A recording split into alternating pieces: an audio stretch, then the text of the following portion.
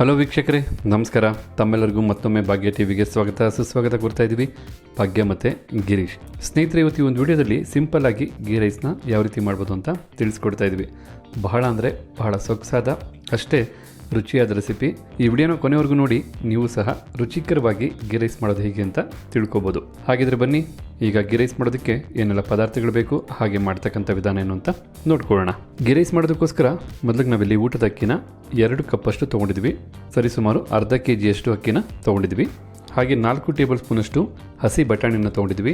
ಒಂದು ದಪ್ಪದಾದ ಈರುಳ್ಳಿನ ಈ ರೀತಿ ಚಿಕ್ಕದಾಗಿ ಕಟ್ ಮಾಡಿ ಇಟ್ಕೊಂಡಿದ್ವಿ. 2 ಟೇಬಲ್ ಸ್ಪೂನಷ್ಟು ತುಪ್ಪ, 2 ಟೇಬಲ್ ಸ್ಪೂನಷ್ಟು ಎಣ್ಣೆ, ಹಾಗೆ ಒಂದು 10 ರಿಂದ 15 ಗೋಡಂಬಿನ ತೊಗೊಂಡಿದ್ವಿ.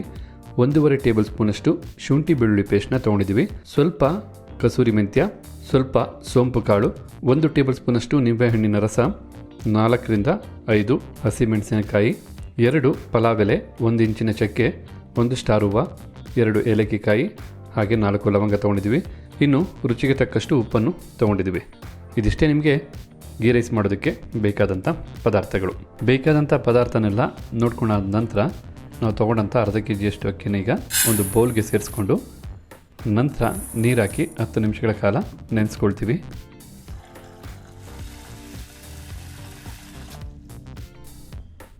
ನಂತರ ನಾವೀಗಿಲ್ಲಿ ಕುಕ್ಕರ್ನ ಬಿಸಿ ಮಾಡ್ಕೊಳ್ತಾ ಇದ್ದೀವಿ.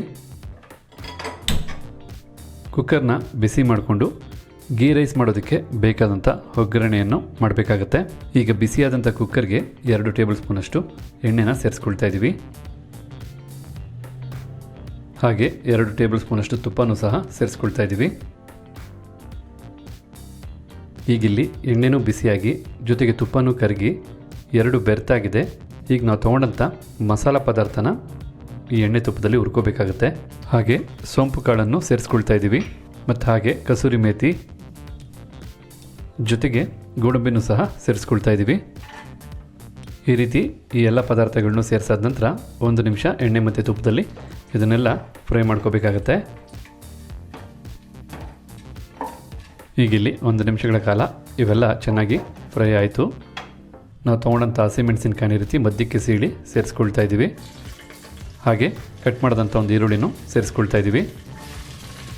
ನಂತರ ಈರುಳ್ಳಿನ ಒಂದು 2 ರಿಂದ 3 ನಿಮಿಷ ಮೀಡಿಯಮ್ ಫ್ಲೇಮಲ್ಲೇ ಚೆನ್ನಾಗಿ ಫ್ರೈ ಮಾಡ್ಕೋಬೇಕಾಗತ್ತೆ. ಬಹಳ ಸಿಂಪಲ್ ಆದ ರೆಸಿಪಿ. ಈ ರೀತಿಯಾದಂಥ ಗೀ ರೈಸ್ ಮಾಡೋದಕ್ಕೆ ಬಹಳ ಅಂದರೆ ಬಹಳ ಈಸಿ, ರುಚಿನೂ ಅಷ್ಟೇ ಹೆಚ್ಚಿರುತ್ತೆ. ಖಂಡಿತ ಒಮ್ಮೆ ನೀವು ಸಹ ಈ ರೀತಿಯಾದಂಥ ಗೀ ರೈಸ್ನ ಪ್ರಯತ್ನ ಮಾಡಿ ನೋಡಿ. ಹೀಗಿಲ್ಲಿ ಮೀಡಿಯಮ್ ಫ್ಲೇಮಲ್ಲೇ ಈರುಳ್ಳಿನ 3 ನಿಮಿಷ ಫ್ರೈ ಮಾಡಾಯಿತು. ನಂತರ ನಾವೀಗ ಶುಂಠಿ ಬೆಳ್ಳುಳ್ಳಿ ಪೇಸ್ಟ್ನ ಸೇರಿಸ್ಕೋಬೇಕಾಗತ್ತೆ.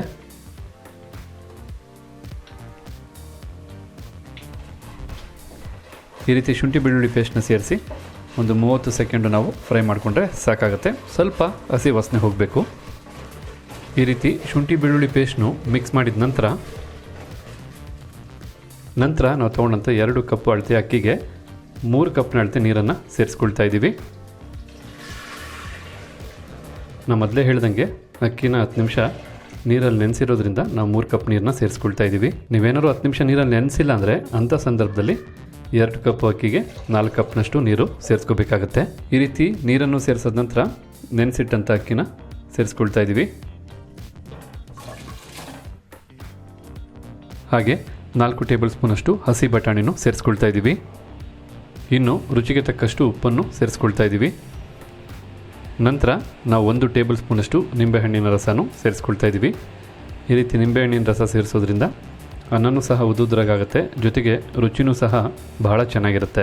ಈಗೆಲ್ಲನೂ ಸೇರಿಸಿ ಒಮ್ಮೆ ಮಿಕ್ಸ್ ಮಾಡ್ಕೊಳ್ಳೋಣ. ಈ ರೀತಿ ನಾವು ತೊಗೊಂಡಂಥ ಎಲ್ಲ ಪದಾರ್ಥನೂ ಕುಕ್ಕರ್ಗೆ ಸೇರಿಸಿ ಮಿಕ್ಸ್ ಮಾಡಿದ ನಂತರ ಈ ಕುಕ್ಕರ್ ಲಿಡ್ನ ಕ್ಲೋಸ್ ಮಾಡಿ 2 ವಿಸಲ್ ಬರೋವರೆಗೂ ಕೂಗಿಸ್ಕೊಳ್ಳೋಣ. ಈಗ ಫ್ಲೇಮ್ನ ಹೆಚ್ಚಿಸ್ಕೊಳ್ಳೋಣ. 2 ವಿಸಲ್ ಬಂದಾದ ನಂತರ ನೋಡೋಣ ಯಾವ ರೀತಿ ಗೀ ರೈಸ್ ಇಲ್ಲಿ ರೆಡಿಯಾಗಿರುತ್ತೆ ಅಂತ. ಹೀಗಿಲ್ಲಿ ಕುಕ್ಕರು 2 ವಿಸಲ್ ಬಂದಾಯಿತು. ಫ್ಲೇಮ್ನ ಆಫ್ ಮಾಡ್ತಾ ಇದ್ದೀವಿ. ಹೀಗಿಲ್ಲಿ ಕುಕ್ಕರು ಕಂಪ್ಲೀಟಾಗಿ ತಣ್ಣಗಾಗಿದೆ. ಬನ್ನಿ ಲಿಡ್ ಓಪನ್ ಮಾಡಿ ನೋಡೋಣ.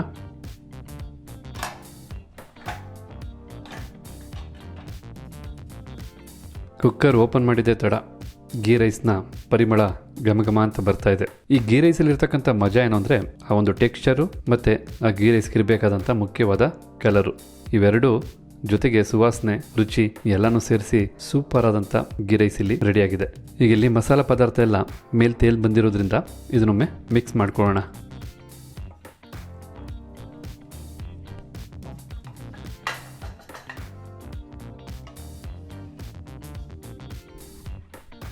ನೋಡ್ತಾ ಇದ್ದೀರಲ್ಲ, ಇಲ್ಲಿ ಬಿಸಿ ಬಿಸಿಯಾಗಿ ಜೊತೆಗೆ ಎಷ್ಟು ಉದುದ್ರಾಗಿ ಗೀ ರೈಸು ರೆಡಿಯಾಗಿದೆ ಅಂತೇಳಿ. ಖಂಡಿತ ಬಹಳ ರುಚಿ ಹಾಗೆ ಬಹಳ ಸುಲಭವಾದ ರೆಸಿಪಿ. ನೀವು ಪ್ರತಿಯೊಬ್ಬರು ಈ ರೈಸ್ನ ಟ್ರೈ ಮಾಡಲೇಬೇಕು. ಹಾಗಿದ್ರೆ ಘಮ ಘಮ ಅಂತ ಪರಿಮಳ ಬರ್ತಾ ಇದೆ. ನನಗಂತೂ ಗೀ ರೈಸ್ ತಿನ್ನಬೇಕು ಅಂತ ಆಸೆ ಆಗ್ತಾ ಇದೆ. ಜೊತೆಗೆ ಇದಕ್ಕೆ ಬೇಕಾದಂಥ ಚೆನ್ನ ಮಸಾಲನೂ ಮಾಡಿಟ್ಟಿದ್ದೀವಿ. ಮುಂದೆ ಬರ್ತಕ್ಕಂಥ ವಿಡಿಯೋದಲ್ಲಿ ಇದಕ್ಕೆ ಕಾಂಬಿನೇಷನ್ ಆದಂಥ ಚೆನ್ನ ಮಸಾಲನೂ ನೋಡ್ತೀರಾ. ಹಾಗಿದ್ರೆ ಇವತ್ತು ನಾವು ಮಾಡಿ ತಿಳಿಸಿದಂಥ ಈ ಗೀ ರೈಸ್ ನಿಮಗೆಲ್ಲರಿಗೂ ಇಷ್ಟ ಆಗಿದೆ ಅಂತ ತಿಳ್ಕೊಂಡಿದ್ದೀನಿ. ಇಷ್ಟ ಆಗಿದ್ರೆ ವಿಡಿಯೋಗೊಂದು ಲೈಕ್ ಮಾಡಿ, ಜೊತೆಗೆ ತಮ್ಮ ಅನಿಸಿಕೆ ಅಭಿಪ್ರಾಯ ಏನಿದೆ ಅನ್ನೋದನ್ನು ಕಮೆಂಟ್ ಬಾಕ್ಸಲ್ಲಿ ಕಮೆಂಟ್ ಮಾಡಿ. ಅಷ್ಟೇ ಅಲ್ಲ, ಈ ವಿಡಿಯೋನ ಮತ್ತೊಬ್ಬರಿಗೂ ಹೆಲ್ಪ್ ಆಗೋ ಹಾಗೆ ಶೇರ್ ಮಾಡಿ ಅಂತ ಹೇಳ್ತಾ ತಮಗೆಲ್ಲರಿಗೂ ಧನ್ಯವಾದ ಅರ್ಪಿಸ್ತಾ ಇದ್ದೀವಿ. ಭಾಗ್ಯ ಮತ್ತು ಗಿರೀಶ್ ಮತ್ತೆ ಇನ್ನೊಂದು ಹೊಸ ರೆಸಿಪಿ ಜೊತೆ ಹೊಸ ವಿಡಿಯೋದಲ್ಲಿ ಮನೆ ಭೇಟಿ ಆಗ್ತೀವಿ. ಎಲ್ಲರಿಗೂ ನಮಸ್ಕಾರ ವೀಕ್ಷಕರೇ.